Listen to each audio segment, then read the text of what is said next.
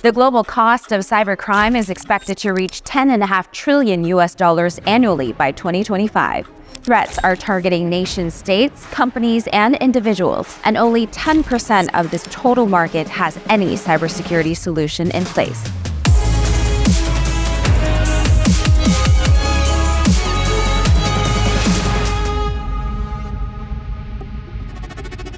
Welcome to I See Your Trade. I'm your host, Pamela Ambler. Soon we'll be joined by our special guest, Mandana Javaheri, General Manager, Security Business, Microsoft Asia. Then later, our resident expert, Oxford economics economist Alex Holmes, to unpack the size and scale of this growing cybersecurity threat. First, though, Microsoft is the second biggest technology company in the world and is the world's largest provider of cybersecurity services. Microsoft is engaged by some of the world's biggest companies and governments, including the U.S. military, in a fight against an invisible threat that is engineered to inflict maximum damage. IC Your Trade is brought to you by IC Markets, a leading high-performance trading provider. Trade up to IC Markets. The rise of AI, particularly generative AI, has had a significant impact on the cybersecurity landscape. How does the meteoric rise of AI in the cybersecurity space affect businesses, and what are the potential implications and challenges they may face? I would say, like any other technology advancement, there are a lot of benefits to organization and human as a whole, but we also see risks associated with these advancements. I remember when cloud was the new shiny thing, everybody was saying, how secure is cloud? And everybody was really concerned about moving to the cloud because of the security concerns.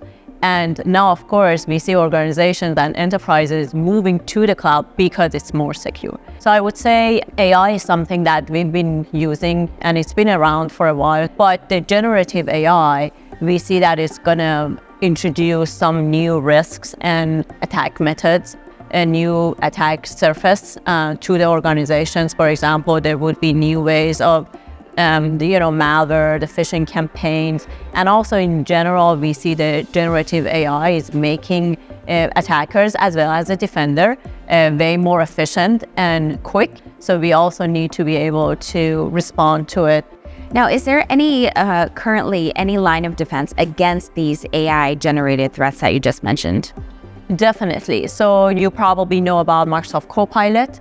That's our generative AI security capabilities that we announced back in March. Security Copilot is a combination of our partnership with OpenAI, a GPT-4 advanced AI model, plus Microsoft cybersecurity advanced model that we created. And of course, you've also probably heard about our threat intelligence, the 64 trillion signal that Microsoft has access to just due to the virtue of the business we are and the telemetry we are getting from our capabilities across the globe.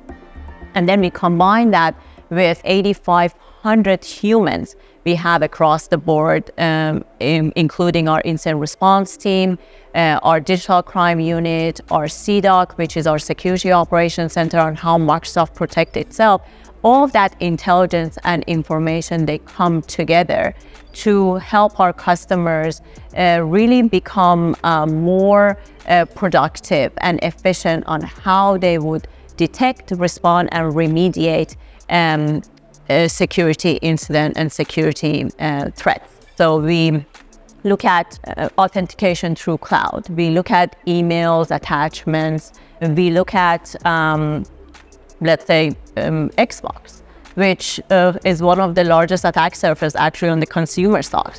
So using a natural language, you basically can ask questions and Copilot knows the context, goes and find the answer for you. And then also it can write a script. For example, you can say, was there any phishing attack in my environment today? It can go and find whether there was a phishing attack, how did it start, if there was a phishing campaign, who clicked on that email, was anybody who was victimized, and if there was any real incident. It can, in seconds, give you all that details, and then it can just make the security analyst way more efficient. Yeah, and another very worrying development in this space is the emergence of what Microsoft refers to as the Cybercrime-as-a-service, or CAAS. Are there really people selling cybercrime subscriptions as a service?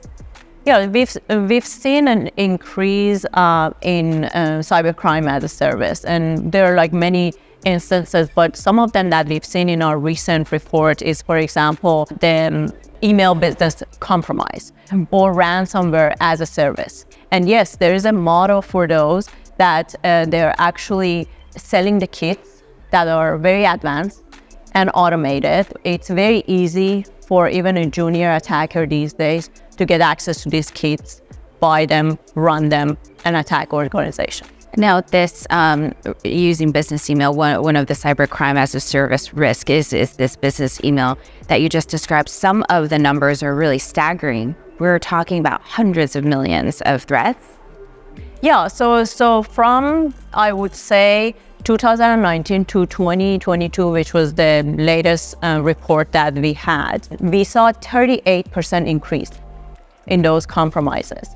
And we are talking about 35 million of those attempted attacks that we've seen, which would be about 156,000 attacks per day, attempted attacks per day.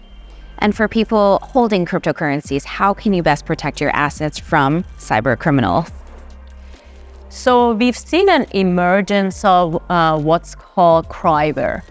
And Cryware basically steals information from the non-custodial cryptocurrency wallet, which is also called hot wallet. So hot wallet actually is stored on your device.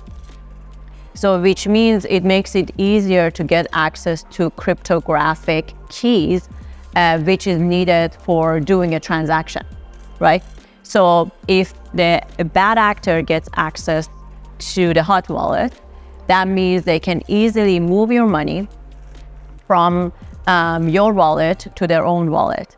And also, as you know, the blockchain transactions are not reversible. Even if the user's consent and knowledge is not there, it's still the transaction is done, and it's also not like credit card that you can, return your money back if it's a fraudulent activity.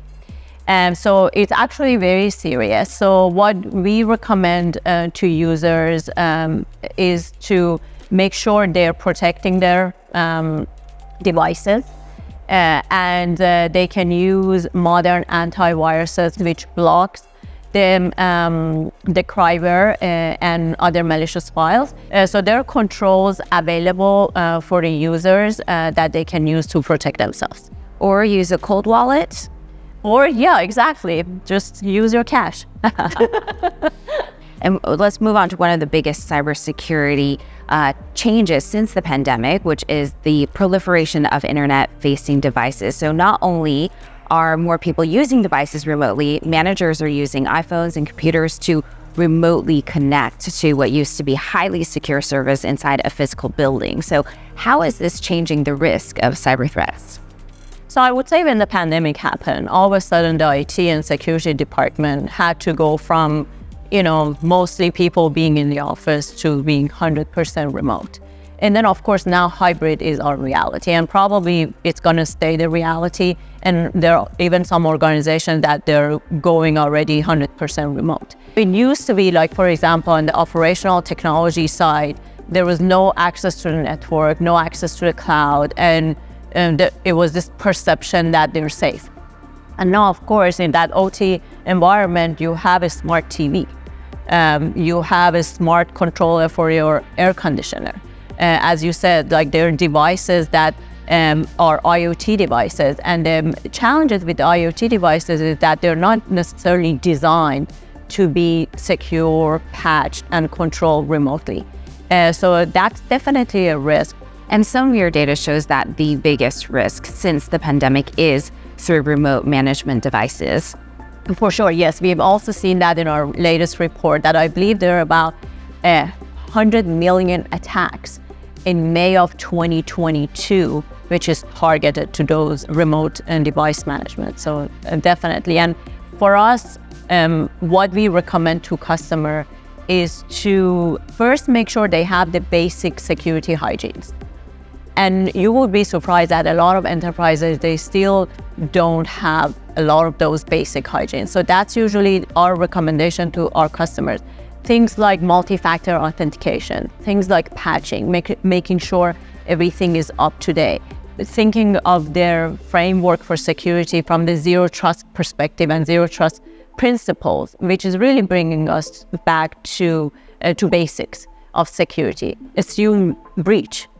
It's not about if you're going to get breached, but it's about when you're going to get breached. So some of those basic hygienes we believe can actually protect customers 98% from the attacks. So before we dive deeper, let's turn to Alex Holmes from Oxford Economics. Alex, can you try to put some context around the scale and the scope of the growing cyber threat? Thanks, Pamela. Well, we have a chart here that shows just the scale of the problem. So when you mention to most people global organized crime, what's usually conjured up in the mind is Pablo Escobar and global drug cartels. But actually, cybercrime is a far, far bigger cost to the global economy than all of the illegal narcotics trade in the world combined. We have this data here from Cybersecurity Ventures that shows the cost could rise to about $10 trillion by the year 2025. And that's more than the cost to the world economy of natural disasters in any given year. So there's obviously a really big space that criminals are moving into, but there's a lot of opportunity for innovative companies to invest in developing ways of curtailing these crimes and solving what is a truly global problem. Yeah, and who are the front runners solving this problem right now? Undoubtedly, the market leader is Microsoft, who Mandana works for. The runners-up are the big incumbent technology companies such as IBM, Cisco, and Oracle. But we've also seen some astonishingly fast growth in just pure-play cybersecurity firms, such as Palo Alto Networks and CrowdStrike. All companies are going to be spending more on cybersecurity in the future. There was a survey done in 2022 that showed that most enterprises' IT departments spent about 10% of their IT budget on cybersecurity, but some were spending 20% or more. Then you've also got the growing cost of cybersecurity insurance, which by some measures has grown tenfold in just the last 5 years. Thank you for that perspective, Alex, as always. So coming back to our discussion, what is the average cost to a business if they experience a cyber attack? I would say it's very hard to answer that question from the cost perspective because it really differs. The attacks and the impact can range from, for example, the business email compromise that we've been talking about earlier. That can be really the financial impact for the individual, which is being a victim, or it can be the whole disruption to the supply chain and basically taking the organization as a hostage, right? But also it's the reputational risk. When that happens, gaining the trust of the customers and partners is something which is a lot of times really hard for organization. And if the customers don't trust you, they're not going to invest in you, they're not going to commit to your capabilities, or they're not going to buy your products. So to me, that reputational damage can be something that you can't even put a price on. Exactly. Now, and finally, just to end on this episode, what measures should companies and individuals take to protect themselves against cyber criminals? One is on the people, processes, and technology. So, we need to look at security holistically. As an industry for the last couple of decades, we've done a great job of developing these products that they're really good at solving a single problem, but they're not talking to each other. So the way we think about security is that you need to have a holistic end-to-end approach, a platform approach to security, so you can actually really detect, respond, and remediate the security challenges that we are facing. And then evolving, because it's not something you put in place once and it's going to protect you. And then the second piece is on the talent shortage we have in the industry.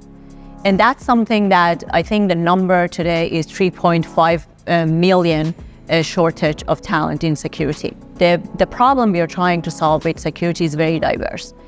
So we do need diverse talents in order to really solve the challenges we have. Also, if we don't build a pipeline from diverse talents, there's absolutely no way for us to really solve this problem. So for me is really how can we build a pipeline of diverse backgrounds, race, ethnicity, gender, etc. How can we educate them, invest in them? How can we find jobs for them and then retain them in jobs is something which is very important. So, and that's something that Microsoft really is investing in and something very close to my heart. Yeah, well, thank you very much for your insights today around cybersecurity. My pleasure. Thank you. A big thank you to our special guest, Mandana Javaheri, General Manager, Security Business of Microsoft Asia, and our resident expert, Alex Holmes from Oxford Economics. Thank you both.